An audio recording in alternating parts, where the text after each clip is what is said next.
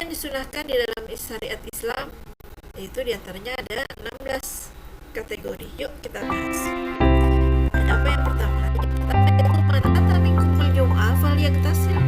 Barang siapa yang hendak datang untuk menunaikan sholat Jumat, maka mandilah. Ini hadis riwayat Muslim. Pendapat Syafi'i yang mengatakan bahwa hukumnya adalah sunnah. Adapun pendapat ulama Zahiriyah mengatakan hukumnya adalah wajib berdasarkan hadis riwayat Muslim. Jadi sunnah ya menurut Imam Syafi'i, yang kebanyakan mazhab umat Islam di Indonesia adalah Syafi'i. Berarti sholat Jumat, ketika mau melaksanakan sholat Jumat, maka disunahkan untuk mandi. Lalu mandi untuk sholat dua Idul Fitri dan Idul Adha. Berkata Imam Nawawi dalam Majmu' Syarh Al-Muhtasab, disunahkan untuk mandi untuk kedua sholat Id dan ini tidak ada perbedaan pendapat di dalamnya. Dan yang menjadi sandaran dalam masalah itu adalah contoh perbuatan Ibnu Umar. Jadi sholat Idul Fitri, sholat Idul Adha dikiaskan dengan sholat Jumat. Sholat Jumat saja diperintahkan untuk mandi. Maka pada saat kita melaksanakan sholat Idul Fitri pun dan Idul Adha, maka disunahkan juga untuk mandi. Oke, selanjutnya yaitu disunahkan mandi. Yang berikutnya adalah mandi sholat istisqa, ya ini ketika minta hujan. Dalilnya adalah kias, disamakan dengan dalil sholat Jumat. Kias terhadap sholat Jumat dan merupakan momen saat berkumpulnya manusia di satu tempat. Oleh karena itu disunahkan untuk mandi. Jadi ketika datangnya kemarau panjang dan kita sholat istisqa, maka disunahkan untuk melaksanakan mandi dulu ya. Lalu yang selanjutnya mandi apa?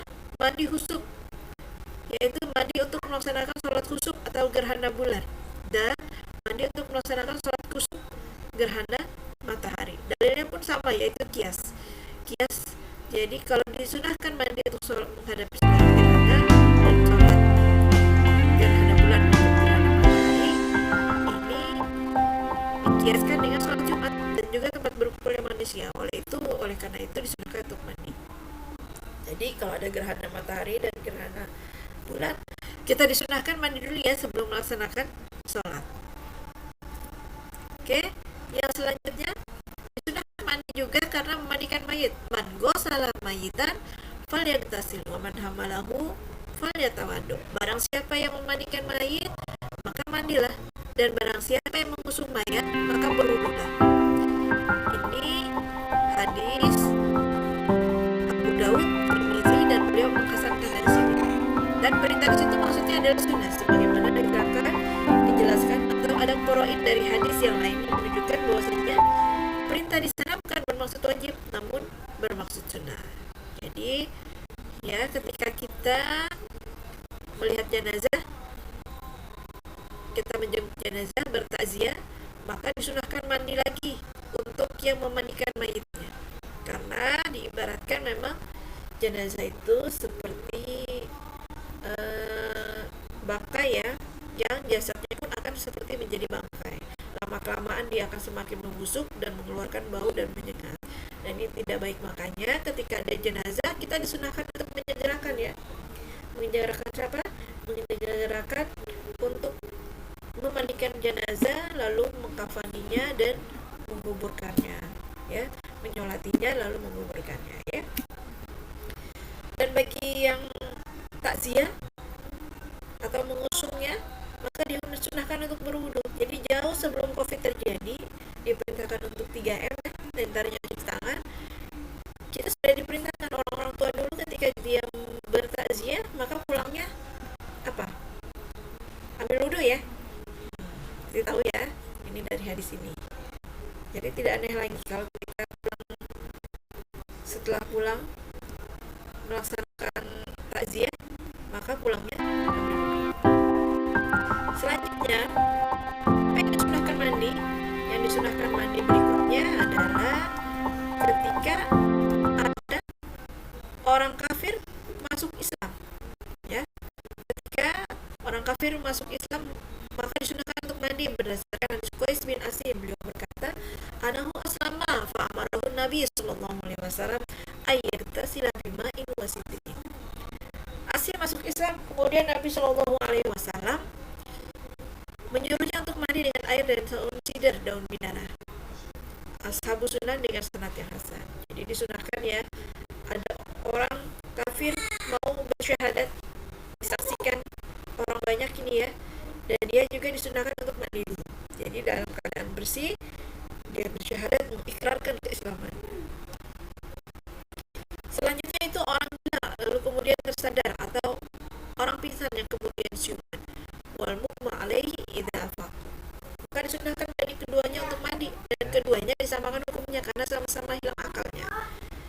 Dan ini berdasarkan hadis Aisyah radhiyallahu taala anha di dalam riwayat Bukhari dan Muslim yang menceritakan tentang manakala Rasulullah Shallallahu Alaihi Wasallam sakit di akhir hayat beliau, kemudian beliau minta, dan manakala siuman beliau minta air untuk mandi. Ini ya telah diangkat Rafi al-Qalam al-Famas, telah diangkat pena dari golongan, yaitu dari 3 golongan. Siapa saja? Orang gila sampai ia sadar, orang tidur hingga ia bangun, dan anak kecil hingga ia balik. Dia tidak diberikan hukuman, tidak diberikan beban ibadah sampai dia tersadar. Jadi orang yang sudah sadar ketika sudah siuman, maka disunahkan untuk mandi ya, bahwa dia sudah kembali lagi sadar, siap menerima beban taklif, yaitu beban untuk melaksanakan ibadah lagi, ibadah kembali. Selanjutnya apa yang disunahkan untuk mandi, yaitu mandi manakala akan mulai ihram. Al-ghusla indal ihram, berdasarkan hadis dari Zaid bin Sabit, beliau berkata, Ra'aitu Rasulullah sallallahu alaihi wasallam tajarrada ihlalihi fa'agtasala. Saya melihat Rasulullah sallallahu alaihi wasallam melepaskan pakaiannya untuk memulai ihram, dan beliau mandi. Ketika masuk ke Mekah, berdasarkan perbuatan Ibnu Umar, dan beliau menyebutkan bahwasanya Rasulullah SAW melakukan hal itu. Ketika wukuf di Arafah, orang yang akan melaksanakan wukuf di Arafah disunahkan untuk mandi terlebih dahulu. Malik bercerita bahwa Abdullah bin Umar radhiyallahu anhu mandi terlebih dahulu saat akan melaksanakan ihram, ketika akan memasuki kota Mekah, dan pada saat wukuf di Arafah.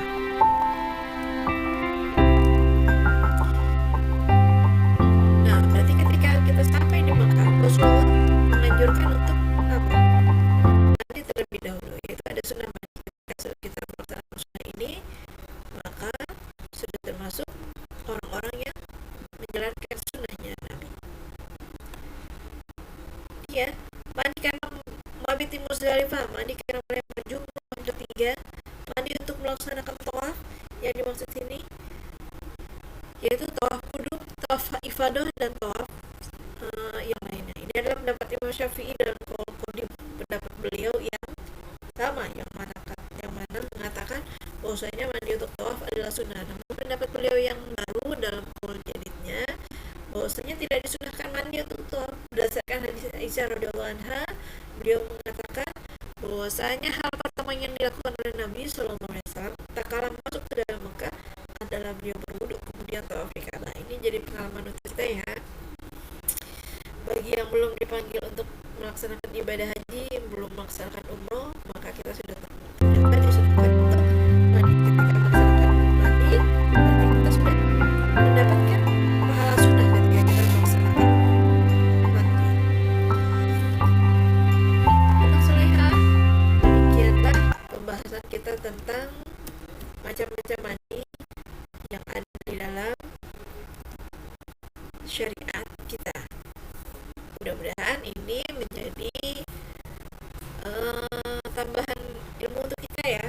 Tahu tadi beberapa hal yang terjadi di masyarakat kita, tapi kita tidak tahu dalilnya. Dalilnya mudah-mudahan ini sedikit memberikan wawasan untuk kita. Terima kasih Ibu ucapkan sudah menyaksikan, semoga menjadi amal soleh yang diridhai Allah. Kita akhiri dengan hamdalah. Wabillahi taufiq wal hidayah. Wassalamualaikum warahmatullahi wabarakatuh.